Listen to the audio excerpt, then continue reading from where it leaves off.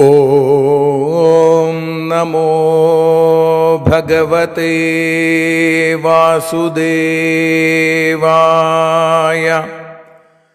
ഓം നമോ ഭഗവതേ വാതനാഥായ. ഓം നമോ ഭഗവതേ നാരായണായ.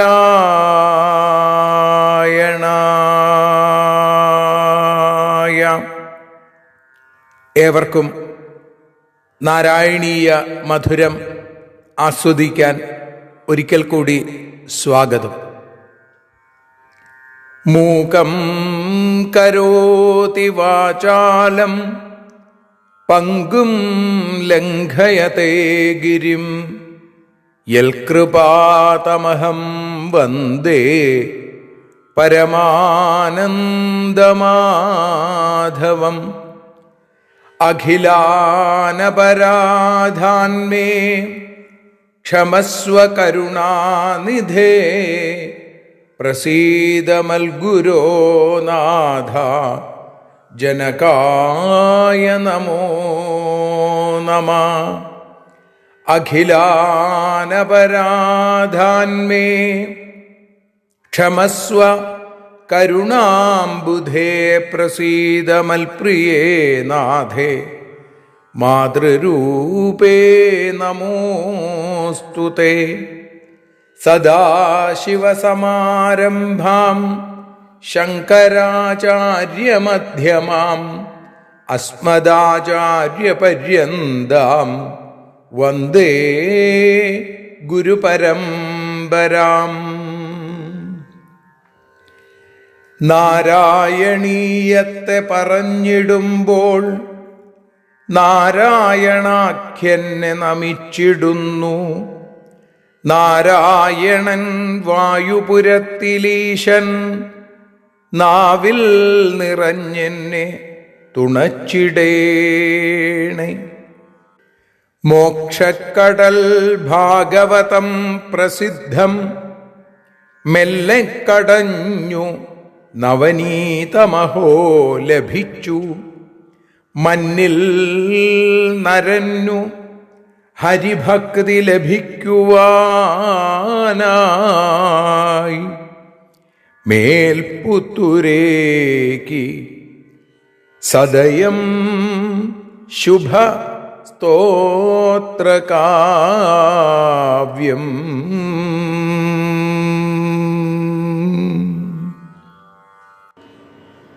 ആ സ്തോത്രകാവ്യമായ ശ്രീമന്നാരായണീയത്തെയാണ് കഴിഞ്ഞ 43 ദിവസങ്ങളിലായി നമ്മൾ അനുസ്മരിച്ചുകൊണ്ടിരിക്കുന്നത്.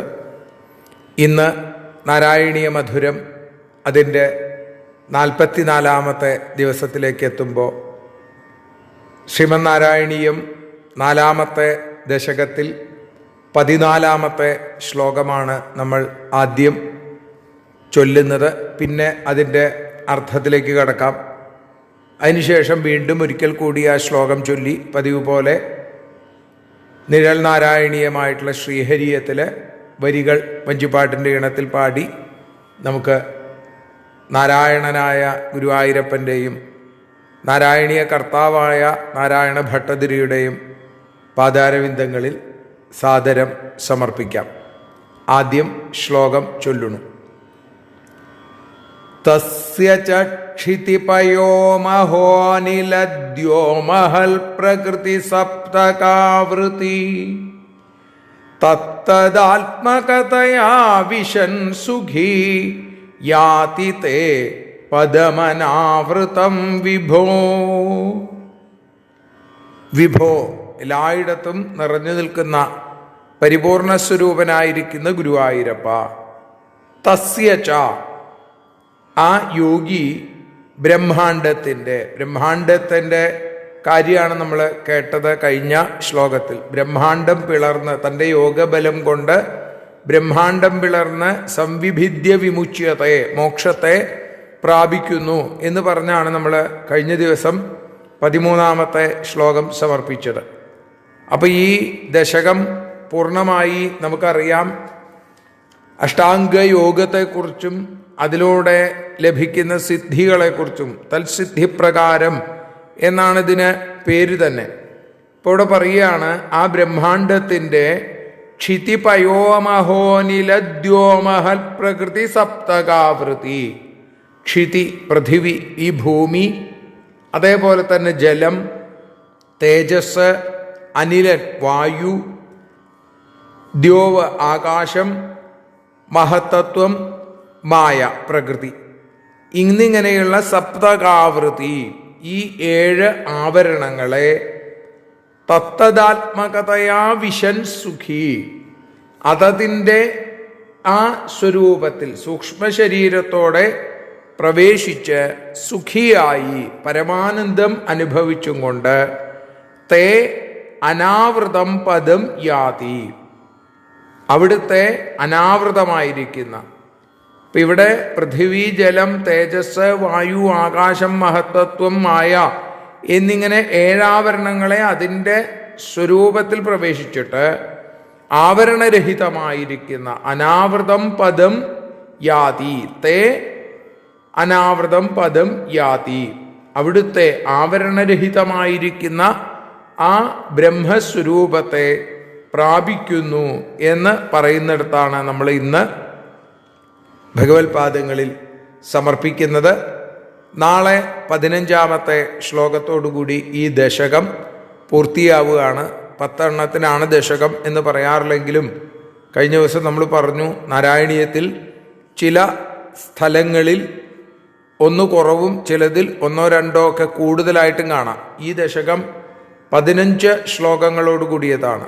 ഇത്രയും ശ്ലോകങ്ങൾ മറ്റൊരു ദശകത്തിലും നമുക്ക് കാണാനും സാധിക്കില്ല. അപ്പോൾ ഒരിക്കൽ കൂടി ആ ശ്ലോകം ചൊല്ലിയതിനു ശേഷം നാരായണീയ പരിഭാഷ പാടി നമുക്ക് സമർപ്പിക്കാം.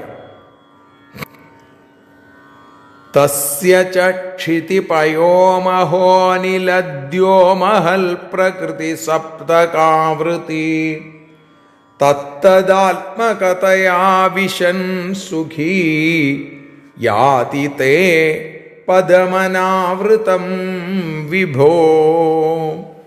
ശ്രീഹരിയ പരിഭാഷ.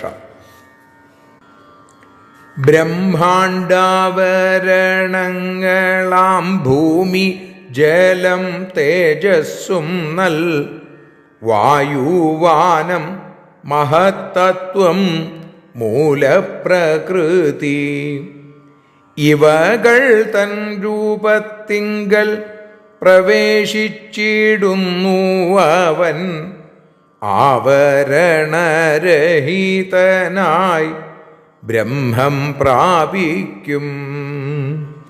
നാരായണ നാരായണ നാരായണ നാരായണ നാരായണ നാരായണ രാധാ ഗോവിന്ദ. നാരായണീയമാകുന്ന ഭക്തിസാഗരത്തിൽ മുങ്ങി ശ്രീഹരിയമെന്ന കല്ലു തപ്പിയെടുത്തു. മുത്തും പവിഴവും പോലെ ഭക്തിപൂർവം ഞാനീ കല്ലും മുരഹരി പാദങ്ങളിൽ സമർപ്പിക്കുന്നു. അടിയന്റെ വികൃതിയെ കൃതിയാക്കി മാറ്റുന്നോരാ വികൃതി തൻ വികൃതിക്കായി കാത്തിരിപ്പൂ ഞാൻ. നാരായണ നാരായണ രാധാ ഗോവിന്ദ.